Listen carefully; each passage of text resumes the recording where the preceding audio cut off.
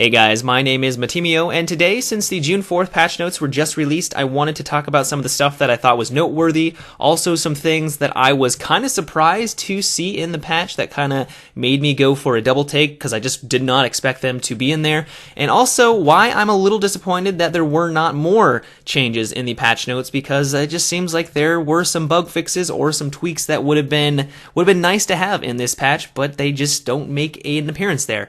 So the first thing you're probably going to get really excited about is that they are fixing the dart glitch. I was very surprised that they didn't hotfix this right away, but maybe just because of the limitations for the consoles, they weren't able to do that. But they are finally getting around to fixing the dart, which is fantastic. I know a lot of players got very frustrated getting into matches where players would abuse this. It was nice that a lot of servers were banning players who would use it, or they were just kicking them. So that was nice, and if you found servers that did that, that was great. But you know, it just was very, very annoying. So I'm glad they're finally getting around to it.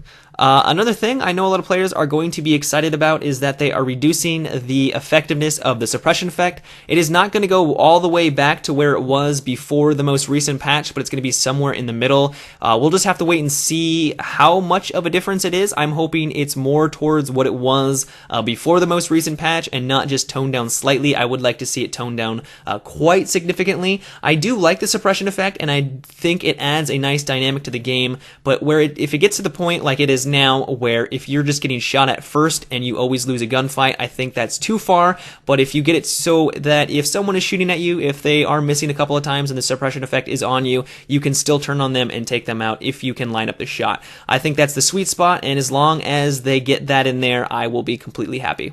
DICE is also adding a new symbol to server browsing, which is going to help players identify if a server has custom settings. So if you want to play on a normal server that doesn't have 5,000 tickets, you can just avoid those servers by checking to see on the sidebar, it looks like, of the server browser. It would be really nice if DICE had a filter setting that you could just check it if you want to play on custom servers or not. I don't think that will be the case. I can only hope. Knowing DICE though, and their record so far with Battlefield 3, I would not expect that feature. If it is in there though, fantastic, and I think that would be a great addition and would remove some of that headache trying to find a normal server. They're also going to be adding a colorblind mode. I know that a lot of console players were requesting this, and I'm glad to see that DICE listened and are finally putting it into console. PC has had it for a while, and I know it's quite popular for a lot of players. Even if you aren't colorblind, it just makes it a little bit easier to see the colors, and it's just good to see that consoles are finally getting this option. Some things that I was very surprised to see is that the foregrip is actually going to get a buff for a couple of weapons. The F2000, the AEK, the SG553, and the FAMAS. And I was surprised to see that the AEK was in that list because, in my opinion, right now the AEK with the foregrip and the heavy barrel is an extremely powerful combination, and one of, at least in my opinion, one of the best weapons in the game. I mean, at medium to long or medium to short range engagements, it just rips through people. At long range, it's still very effective, and the fact that they are going to be reducing, or the recoil reduction bonus is going to be increased on the foregrip for all of those weapons, I just found to be a little surprising, because with the close quarter DLC coming out, I can see the AEK becoming one of the most popular weapons on those maps, just because right now it's very effective, and with this buff, it's going to be even more effective, and I think a lot of people are going to gravitate towards that weapon when the DLC is released. It also looks like they're going to be increasing the effectiveness of the shotguns by just a little bit. There aren't really a whole lot of changes to it. I will leave all of the patch notes down below, so that if you guys want to read all of them by yourself, you can do so. I'll leave that down below in the description.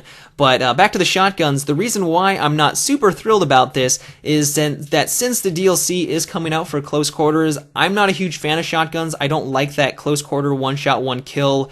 And, you know, the close quarter DLC is going to be up close and personal, and if it gets to the point where everyone is just running around with shotguns, I'm not going to be very excited about that. I don't think they went overboard with these changes. They just decreased the pump speed of the 870 and some also slight changes, but it'll be interesting to see how these shotguns perform in the upcoming DLC, and if they just become this dominant force, that would be very, very depressing, because I just don't enjoy shotguns in really any game. I don't think that's going to happen, but it is a possibility.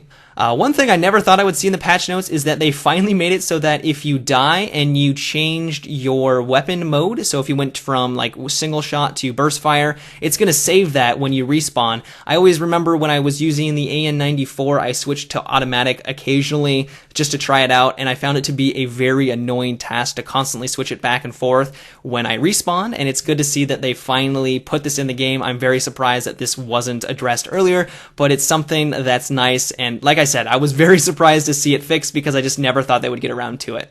So those are all the patch notes that I thought were noteworthy. It's good to see that DICE is still trying to fix their game and trying to make changes, but to be honest, I thought the patch notes were a little small. Maybe I'm being a little too greedy and expecting too much of DICE, but there's still a lot of things in this game that are not really broken, but they could be addressed, such as the SOFLAM. You know, right now it's almost impossible to take out a SOFLAM in the helicopter unless you're using the TV missile, which just is overkill. You can't kill it with the main cannon or the rockets for the pilot. You know, there's just a lot of things like this that I thought that DICE would be addressing. Like I said, maybe I'm being a little too hard on them. I could be wrong, but I want to know what you guys thought of this patch. Do you like it? Do you think there should have been more? If you thought there should have been more, what would you guys have liked to see in the patch notes? Let me know down below in the comment section. But that's it for today's video, guys. I hope you enjoyed. If you did, or you just want to support my channel, I would appreciate it if you give this video a thumbs up. And if you haven't already, subscribe for more videos. But until next time, guys, have a good one and take it easy.